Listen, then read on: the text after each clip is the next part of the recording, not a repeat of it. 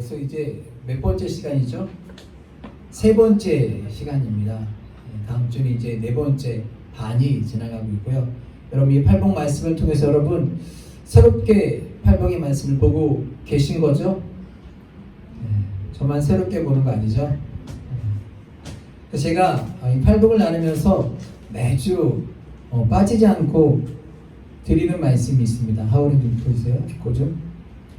이 말씀이 우리들이 올바로 이해하기 위해서는 예수님께서 왜 이런 말씀을 하고 계신지, 이것이 정말 왜 복인지 우리의 생각과 우리의 관점이 바뀌어야 한다라고 제가 서론에 계속해서 말씀을 하고 시작합니다.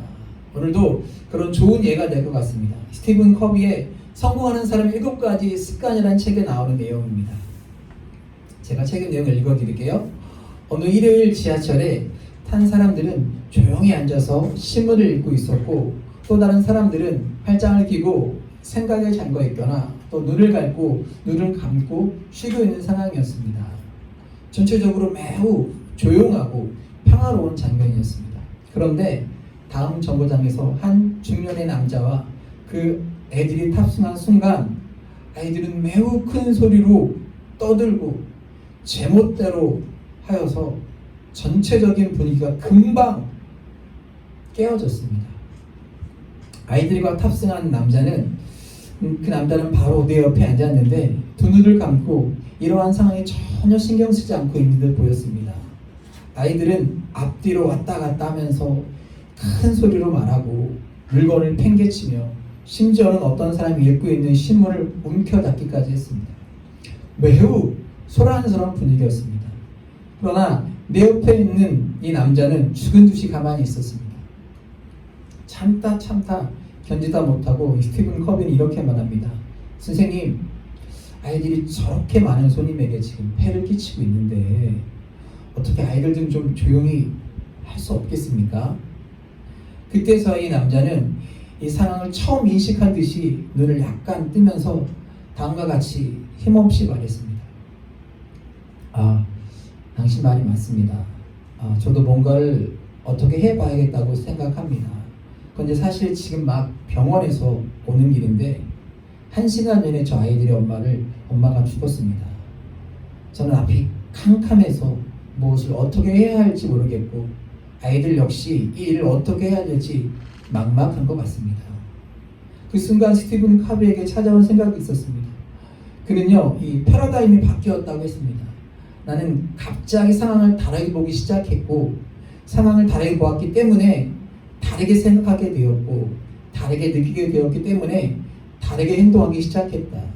나의 짜증은 사라졌고 화가 냈던 내 자신의 태도나 행동을 어떻게 다스릴까 걱정할 필요도 없었다. 내 마음은 온통 이 사람이 가진 고통으로 가득 채워졌다. 지금 이 아이가 시끄럽게 떠들고 있는 그 상황, 왜 떠들고 있는지 그 내면이 보이기 시작했을 때 스티븐 카비는요, 그 상황을 다시 보게 되었다는 것입니다. 저는 의식의 전환이라는 것을 이렇게 생각합니다. 우리들이 가지고 있는 생각이 주님의 말씀으로 인하여 우리의 내면들이 바뀌어질 때 우리들이요 새롭게 보기 시작하는 것입니다. 그렇죠. 하나님의 말씀으로 우리 내면이 우리의 생각이 바뀔 때 우리는 새롭게 볼 수 있는 것입니다. 그래서 계속해서 말씀을 하는 것입니다. 이 팔복이라는 말씀이 우리의 가치를 가지고 진짜 복으로 느낄 수 있는가?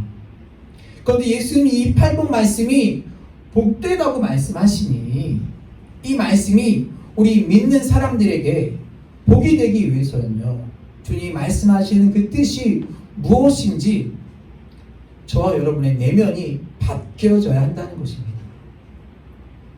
아멘. 하나님의 말씀을 통해 우리의 내면들이, 우리의 생각들이 바뀌어져서 오늘도 우리에게 주시는 그 말씀을 새롭게 보여주고 여러분에게 복이 될 수 있기를 주의 이름으로 간절히 축복합니다. 오늘 말씀은요, 뭐예요? 온유한 자가 복이 있대요. 여러분 또 질문합니다. 여러분, 온유한 게 복입니까? 생각을 해야 돼요. 왜냐면 온유한 게 복입니까? 네, 아멘. 복이시군요. 누군가 우리에게 저 사람 진짜 참 온유하네 라고 말합니다. 어떤 때는 진짜 이 긍정적인 의미로 말하지만 조금 다르게 한번 생각해 보면요, 온유하네 라는 그 말이요, 그 사람에 대한 칭찬이기보다는 저 사람 되게 물렀어, 그런 비아냥거린 투로 우리에게 들릴 수도 있는 것입니다. 진짜 이 세상에서, 이 세상 한가운데에서 살아가는 우리들이 온유함이 여러분 미덕일 수 있겠는가? 진짜 우리가 온유하면 복 있는 자로 살아갈 수 있는가? 그래서 예수님의 말씀을 제대로 이해하지 못하는 사람들은요, 하나님을 믿으면서도요, 온유함보다 하나님에게 힘을 주십시오라고 기도합니다. 우리가 이 세상에서 권력을 가지면, 힘을 가지면 진짜 하나님의 나라가 이루어질 수 있을 것이라고 생각하는데, 예수님은요, 하나님의 나라는 끊임없이 돈과 힘과 권력이 있는 것이 아니라 십자가에 있다라고 말씀하셨어요. 그리고 그 결정적인 사건이 우리 주님께서 십자가를 지심으로 인해서 하나님의 나라는 이런 것이야 라고 우리에게 말씀하셨습니다. 예수님이 골고다로 십자가를 지고 가시는 그 와중에 그 길에서 제자들에게 이렇게 말씀하셨어요. 너희들이 나를 배우라. 우리가 잘 아는 마태복음 11장 28절과 30절까지 말씀입니다. 여러분 너무나 잘 알고 암송하는 말씀이에요. 볼게요. 수고하고 무거운 짐진 자들아 다 내게로 오라. 내가 너희를 쉬게 하리라. 나에는 마음이 온유하고 겸손하니 나의 멍에를 메고 나를 배우라. 그리고 그리하면 너희 마음이 쉼을 얻으리니 이는 내 멍에는 쉽고 내 짐은 가벼우니라 하시니라. 아멘. 여러분이 읽었던 말씀 가운데서 어떤 말씀이 여러분에게 가장 와닿고 제일 좋아합니까? 되게 사람들이 그렇죠. 내가 너를 쉬게 하리라. 내가 정말 너무 힘든데, 각박한 이 세상권, 힘든 세상권에서 주님이 우리에게 쉼을 주신단다. 여러분 암송하고 있잖아요. 너무나 유명한 대표적인 구절이잖아요. 그런데 예수님께서 이 말씀을 하실 때 이 말씀의 초점은 내가 너를 쉬게 하리라. 다 여기에 방점을 찍고 있는데, 여기에 있는 것이 아니라 너희들이 나의 멍에를 메고 내게 배우라. 그리하면 너희가 쉼을 얻을 것이야. 사실 쉼에 있는 것이 아니라 너희들이 나를 배우고 내 멍에를 메면 쉼을 얻으리라에 있는 것입니다. 예수님을 따른다고 하는 것은요, 우리들이 얻을 수 있는 것보다 우리들이 져야 할 십자가와 온유함과 겸손함과 내려놓음이 전제되어 있어야 하는 것입니다. 그런데 우리는요, 그렇게 하지 않으려고 합니다. 온유와 겸손이 우리의 삶을 가볍게 하는데 우리들이 그렇게 생각하지 않고 살아가는 것입니다. 그리고 예수님이 이렇게 말씀하십니다. 너희들이 온유하고 겸손한 자만이 내 멍에를 맬 수 있어. 그때 비로소 너희들이 쉼을 얻을 수 있는 것입니다. 온유한 자는 복이 있다. 여러분 온유한 게 복이 있는 겁니다. 그런데 이 온유에서 우리들이 이 땅을 기업으로 얻는 것에 꽂히면요, 우리 온유가 여러분 진짜 온유일까요?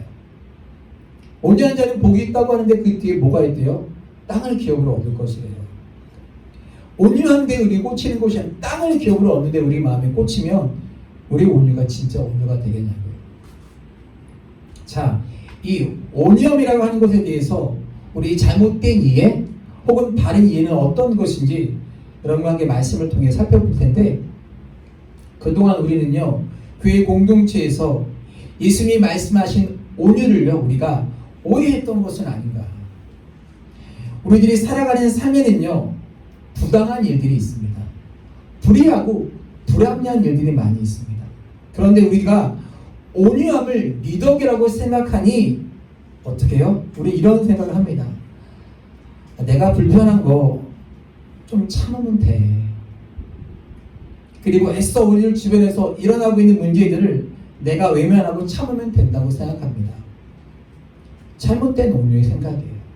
요즘 사람의 생각은 절대 안 그렇죠. 바로 전화를 걸어서 신고하죠. 물론 이 세상에서 내가 참음으로 해결될 수 있는 문제들이 많이 있습니다. 그러나 나도 참으니 이 불의한 일들이 이 세상에서 훨씬 더 왕성해질 수도 있는 것입니다. 우리들이 오늘 말씀에서 배운 온유함이라고 하는 것은요, 내가 단순히 참으면 되는 것은 아닌 것 같습니다. 그럼 목회를 하다 보면요, 갈등들이 있어요. 죄의 선택이에요. 이거를 문제 삼지 말고 그냥 넘어가. 그럼 평안할 텐데 괜히 둘러서 문제 만드는 거 아니야? 물론 그런 것들이 하나님의 뜻에 합당한 온유일 수도 있겠지만 하나님의 마음에 바라는 불의한 것에 굴복하는데도 제가 종종 있어요. 제 마음을 살펴보니까. 그래서 이 온유함이 오늘 우리들에게 굉장히 어려운 질문을 던져주고 있어요. 우리 그리스도인이 착각했던 것, 그리스도인이 생각했던 그 온유함이 혹시 주변에서 일어나고 있는 도덕적 무관심으로 흐르고 있다면 우리는 온유함을 여러분 잘못 이해하고 있는 것입니다. 예전에 제가 주일학교 사역을 할 때 아이들을 데리고 이제 조대 견학을 갔었어요. 차에서 내려서 아이들과 함께 가고 있는데 뒤에서 차 경적 소리가 빵빵 소리가 들렸어요. 그 소리가 굉장히 거슬리게 들려왔어요. 많은 사람들이 걷고 있고 이 길은 차가 다닐 수 있는 길도 아니고 아이들도 있고 위험한 상황이었습니다. 특히 어린이들과 함께 가고 있었기 때문에 제가 더 민감했고 아이들이 놀랄 것 같았고 같이 간 교사들도 있고 제가 담당 교육자니까 참지 못하고 뒤를 향해 되돌아보며 이렇게 했습니다. 뭐예요? 아이들 있잖아요. 안 보여요? 그 사람이 창문을 딱 내리고 쳐다보는 순간 후회했어요. 영화에 물듯한 그런 험상궂은 아저씨들이 온몸이 도화지가 되어서 호랑이와 용과 뱀이 있는 그 아저씨들이 예사롭지 않은 그 눈빛으로 저를 째려보는데 오만 가지 생각이 다 들었습니다. 대략 난감했어요. 이 상황을 내가 어떻게 해결해야 되지? 그리고 제가 살짝 꼬리를 내리면서 아이가 있어서요. 그리고 제가 그 자리를 떠났습니다. 여러분들이 이런 상상을 할 수 있죠. 이 행동이 저에게 온유함일까요? 비겁함일까요? 비겁함이겠죠. 무서웠어요. 정말 영화의 한 장면처럼 아저씨들이 널 째려보는데 일제히 창문을 내리는데 다행히 아저씨들이 그냥 아이들이 있으니까 지나갔거든요. 온유함이라고 하는 것은요, 내가 온유하다는 행동에만 있는 것은 아닌 것 같습니다. 여기를 준비하다가 좀 메가다 목사님은 이 온유에 대해서 이런 온유에 대한 설교에서 이런 질문을 던집니다. 온유하다고 하는 것은 실제로 무슨 뜻인가? 이렇게 설명해요. 온유함은 온화함과 부드러움과 억제된 성품일 뿐 연약함은 아닙니다. 온유함은 제어된 힘입니다. 또 온유함은 무기력함을 의미하지 않습니다. 마음을 다스리는 것이 여러분 온유함입니다. 또 온유함은 이렇게 말합니다. 나 스스로는 모든 것이 불가능합니다. 그러나 하나님으로는 모든 것이 가능합니다. 온유함을 또 이렇게 말해요. 나를 위해서는 아무런 변화하지 않습니다. 그러나 하나님을 위해서는 내 생명을 바치겠습니다. 그러니까 우리가 온유하다고 행동하는 많은 행동 가운데서 나를 변화하기 위한 것인가? 하나님을 위해서 내 생명을 바치는 일인가는 온유함의 중요한 기준이 되는 것입니다. 우리 본성에 굴복하는 것은 약함이지만 그것을 극복하는 것은 온유함이라고 합니다. 우리들이 화를 내고 안 내고의 문제가 아니라 내 본성에 굴복하느냐 아니면 내 본성을 극복하느냐에 따라서 진정한 온유함이 드러나는 것입니다. 진정한 온유함은요, 자기를 부인할 때 나타나는 것입니다. 제가 오늘 여러분과 나눈 이 이야기는요, 아마 신앙생활 오래 하신 분들이라면 이 팔복에 관한 말씀들을 잘 알고 계실 것입니다. 그러니까 지금 나누는 것은요, 지식에 관한 부분이 아닙니다. 지식을 더하는 부분도 아닙니다. 우리가 알고 있는 이 말씀을 어떻게 온유함이라는 것을 통해서 하나님의 다스림이 이 땅에 임할 수 있는가? 그것은 우리 지식에 대한 문제가 아니라 우리 삶에서 행동으로 적용돼야 하는 말씀이기 때문에 그렇습니다. 제가 이 팔복을 시작하면서 첫날에 이런 말씀을 드렸습니다. 팔복은 혁명이 아니라 뭐라고요? 개혁이라고요. 나올 줄 알았어요. 혁명이 아니라 나올 줄 알았어요. 예, 팔복은 혁명이 아니라 개혁입니다. 혁명은 뭐라고요? 다른 사람을 바꾸려고 피 흘림에 대한 것이고, 개혁은 누가 바뀌는 거예요? 내가 바뀌어지는 거예요. 온유함은요, 하나님 앞에서 내가 어떻게 바뀌어질 수 있느냐에 초점을 맞추고 있는 것입니다. 네. 감사해요, 여러분.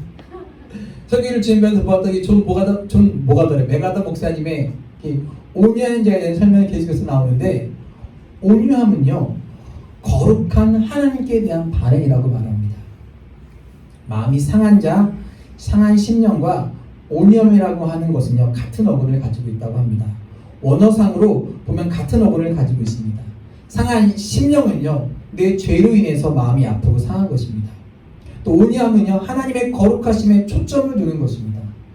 내가 심령이 가난하고 아픈 것은 내가 죄인이기 때문에, 그런데 내가 온유한 것은요, 하나님이 너무 거룩하시기 때문에 하나님 앞에서, 하나님의 거룩하심 앞에서 내 성품이 온유해질 수 있는 것, 하나님의 거룩하심 앞에 설 때에 내가 온유해질 수 있다고 이야기합니다.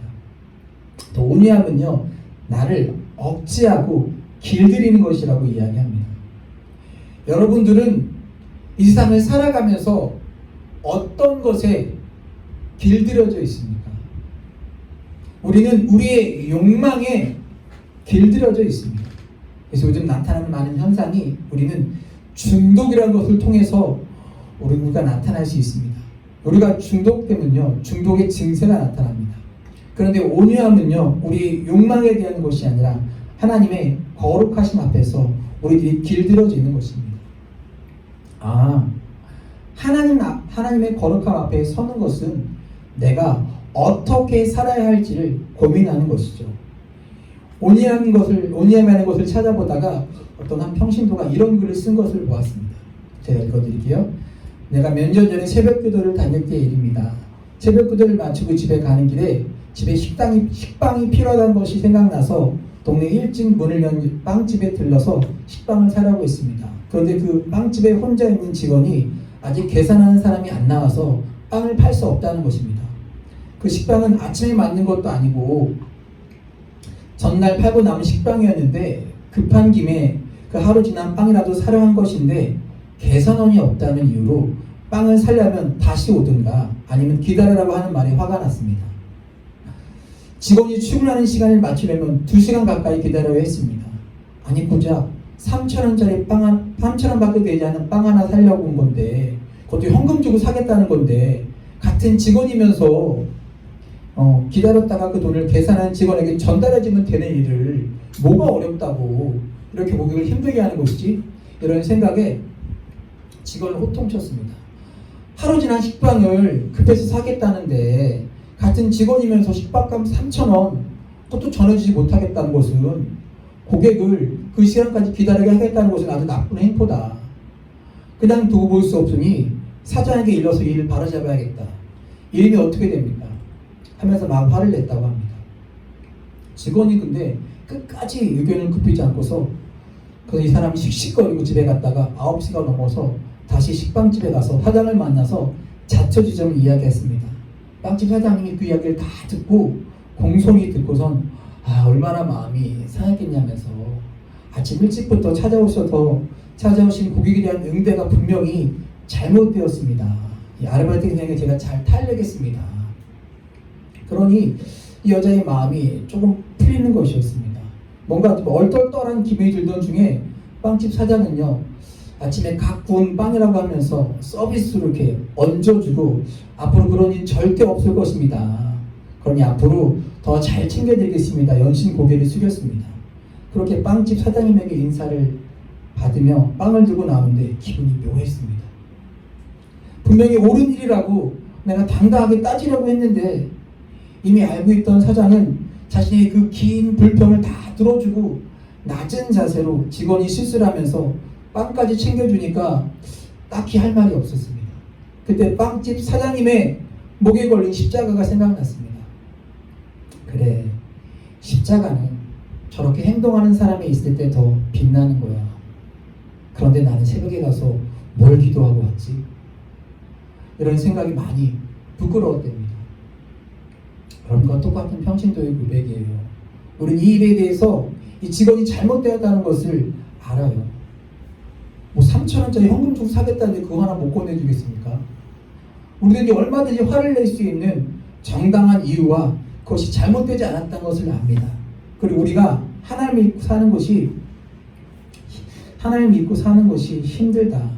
십자가를 지고 사는 것이 힘들다고 하는 것이 뭐냐면 우리들의 화가 정당하다고 생각하는 단순한 화가 될 수도 있고 짧은 순간이었지만 십자가 앞에서 기도하는 내가 하나님 앞에서 나를 돌아봤을 때 나를 억제하고 나를 다스릴 수 있는 부분도 있었겠다는 생각이 들었습니다.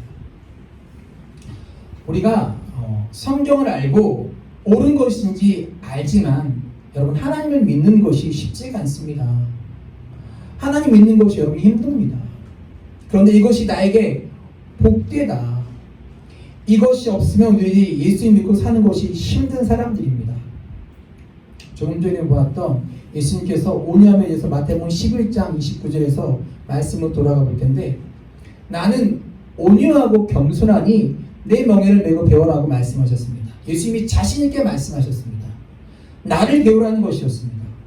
우리가 너무나 잘 아는 말씀이죠. 근데 이 공간복음 속에서 나오는 예수님의 모습을 보면요, 우리가 흔히 생각하는 온유함과는 다른 모습을 예수님이 보여주고 있습니다. 화 있을지언정 칠화선을 여러분 기억하시죠? 말씀도 나눴어요. 기억하신다고 하셔야 돼요. 화 있을지언정 말씀을 나눌 때 진짜 예수님이 저렇게 말씀하셔도 되는 건가? 예수님이 입이 너무 거친 거 아니야? 예수님 뭐라고 말씀하세요? 이 독사의 자식들아, 이 회칠한 무덤과 같은 자들아. 오늘로 말하면 욕한 거예요. 이 쌍놈 새끼들아 그러면서.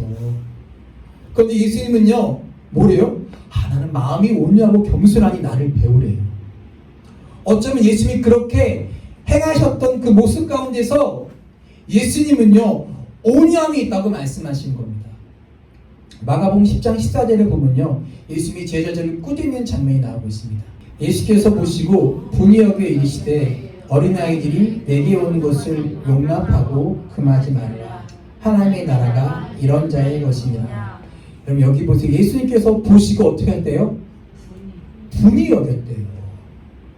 그런데 예수님께서 노하셨을 때의 결과들을 보면요 예수님이 노하셨던 것 때문에 예수님 자신의 어떤 감정적인 손해가 아니라 예수님의 삶에 많은 어려움들을 당하게 됩니다. 예수님이 사두개인과 바리새인과 율법학자들에게 회칠한 무덤 같은 자라고 그들을 책망하셨기 때문에 그것으로 인해서 이들이 예수님을 죽이고자 결정합니다. 예수 죽여야겠다. 그런 마음을 먹습니다. 또 예수님이 제자들에게 어린아이들이 내게 오는 것을 금하지 말라고 말씀하심으로 인해서 정말 힘들게 피곤하게 사역했던 예수님에게 또 다른 피곤함이 다가왔습니다. 예수님께 나오는 그 모든 아이들을요 일일이 다 안아줘야 했고 일일이 다 기도해줘야 했습니다. 저에게 느껴진 예수님의 온유함은요 이 온유함이라고 하는 말 속에는 내가 더 피곤할 수도 있고 내가 더 힘들 수도 있다는 현실이 우리들에게 여러분 따라오는 것입니다. 예수님께서 온유한 자는 복이 있나니 저들이 땅을 기업으로 받을 것이며 지금까지 말씀을 쭉 들어왔던 여러분들은 이런 생각이 들 수 있어요. 반감이 들 수 있습니다. 예수님이 기껏 하늘나라의 복음을 이야기하시고 결국 땅 얘기하십니까? 땅을 차지하라고요. 예수님 지금 타협하는 거 아닙니까? 하늘나라의 복음, 하늘나라의 다스림을 살라고 하시더니 결국은 땅을 기업으로 차지할 것이라고 말씀하시면 예수님 이해도 되는 것입니까? 오늘 예수님께서 땅을 기업으로 차지하라는 말씀과 온유함은 어떤 상관관계에 있을까? 여러분 제가 군대를 포병으로 갔는데 거기서 제가 군중병이 되었습니다. 제가 신학교를 갔으니까 군종으로 처음 군대를 갔는데 첫 번째 만난 사람이 정말 어려운 사람이었습니다. 아직 어리버리한 이등병이요. 처음 맞닥뜨린 사람은 최고참 병장이었어요. 그리고 이렇게 당직 완장을 차고 있었는데 바짝 마른 몸에 눈이 굉장히 날카로웠고요. 강인한 인상을 주는 사람이었습니다. 저의 첫 만남에서 그분이 저에게 한 말은 나 불교 신자야. 나한테 말 걸지 마. 그 소리예요. 나한테 전도 같은 거 하지 마. 굉장히 강압적이고 위압적인 그런 말이었습니다. 최고참 병장이라는 지책만으로 이제 입대한 지 얼마 된 이등병은요 굉장한 위압감을 느꼈습니다. 특히 기독교의 반감을 가지고 있는 타 종교인이었기 때문에 더욱 긴장됐고 위압감을 느꼈던 기억이 납니다. 모든 교회 신유의 병사들도 사병들도 꺼리는 저 사람 가까이 하지 마. 꼴통이야. 말 섞지 마. 그냥 피해 다니는 게 가장 속편한 일이야. 근데요 하나님께 저에게 그런 마음을 주셨어요. 그 사람에게 가까이 가라. 다가가라. 여러분 군정병에는요 이런 보급품이 좀 나오는 게 있어요. 겨울 되면은 추울 때 보초 쓰는 사람을 위해서 차를 타주는 일이 있습니다. 커피나 율무차. 제가 그때부터 차를 탔네요. 보초 쓰는 새벽에 보초 쓰는 사람을 위해서 차와 사탕 이런 걸 가지고 제가 갑니다. 그게 제 일이었어요. 저는 밤에 그때 보초를 안 쓰죠. 저는 그거 타야 되니까. 근데 그때 제가 그 병장을 위해서 그 병장이 보초 쓰는 보초 근무 시간을 보고 그 시간에 맞춰가요. 제가 마음대로 가면 되니까. 그거를 커피와 사탕을 가지고 또 저희는 군정병이니까 또 외부에서는 그런 물자들이 저한테 많거든요. 먹을 것들이. 커피, 사탕, 빵 그거 가지고 찾아가는 거예요. 참 신기한 것은요. 복음으로는 마음이 잘 녹지 않는데요. 사탕, 커피 뭐 이런 먹을 것들을 가지고는요. 마음이 따뜻해지는 걸 경험하는 거예요. 여러분 제가 전도할 때 이런 얘기 했잖아요. 목님이 열려야 귀님이 열린다고. 먹을 걸 줘야 마음이 나긋나긋해지고 복음을 듣는 겁니다. 제가 2000년에 제대했으니까요. 약 21년 전에 서부전선에서는요. 사탕과 커피, 다른 차, 먹을 것은요. 굉장히 많은 영향력을 가지고 있었습니다. 서로 저한테 먹을 거 달라고 그랬거든요. 근데 제가 그 명장한테만 가지고 왔어요. 그 사람이 당직 설 때, 근무 설 때 일부러 찾아갔어요. 근데 어느 날부터 그 사람의 마음이 녹더라고요. 신우 회원들이 이야기했던 저 사람 피해 다녀. 꼴통이야. 말했던 그 사람이요. 저와 친밀해지기 시작했습니다. 제가 이 말씀을 몸으로 체험하게 된 것이죠. 하나님이 땅을 기업으로 차지하라고 하는 말씀이 이런 말씀이군요. 하나님 제가 온유하지 못하고 하나님의 거룩하심 앞에 서지 못해서 누군가를 내가 피해 다녀야 한다면 그 많은 땅을 내가 자유롭게 갈 수 없다고 한다면 이것이 나에게 얼마나 불행한 일입니까? 그런데 그 사람이 나에게 친구가 되고 저에게 좋게 대해주니까 내가 그 사람을 피해갈 이유가 없는 겁니다. 누가 있는 곳이든 내가 갈 수 있는 곳이 되고서 갈 수 있는 곳이 되어서 그것이 내 땅이군요. 하늘나라의 다스림이 여러분들이 하나님의 거룩하심 앞에 살아가기 시작할 때 여러분들이 땅을 기업으로 차지할 수 있는 놀라운 축복은요. 여러분들이 어디든지 갈 수 있다는 것입니다. 어디든지 하나님의 말씀을 가지고 누구와도 만날 수 있는 사람이 된다는 것입니다. 그것이 땅을 기업으로 얻는 것입니다. 만일 우리가 하나님을 믿으면서 믿음을 가지고 살아가는데 복음을 이야기하는데 가는 곳마다 적이에요. 나를 싫어하는 사람이 있어요. 3단지 싫어하는 사람은 내가 3단지로 지나갈 수 있을까요? 2단지 싫어하는 사람은 내가 2단지에 갈 수 있을까요? 교회 와서도요. 이 모든 곳에서 우리가 하나님의 다스림이 임하시는 곳인데 내가 어떤 사람하고 해결되지 못한 문제 때문에 내가 이 문으로 들어와서 여기 앉으면 이쪽으로 오지 못하는 거예요. 내가 그 사람을 피해 다녀서 다른 쪽으로 가야 된다면 땅의 기업이 반으로 줄어드는 겁니다. 온유한 자가 땅을 기업으로 얻을 것이니라. 너희들이 복된 사람이 된다고 하는 것은요. 하나님의 거룩하심 앞에 온유하기가 힘들지만 우리들이 하나님의 거룩하심 앞에 온유한 자가 될 때 너희들에게 펼쳐진 이 모든 것들이 너희에게 주어진 기업이구나. 이것이 우리에게 얼마나 큰 축복입니다. 오늘 말씀을 듣는 여러분들이 온유함으로 땅을 기업을 차지할 수 있기를 주의 이름으로 간절히 축복합니다.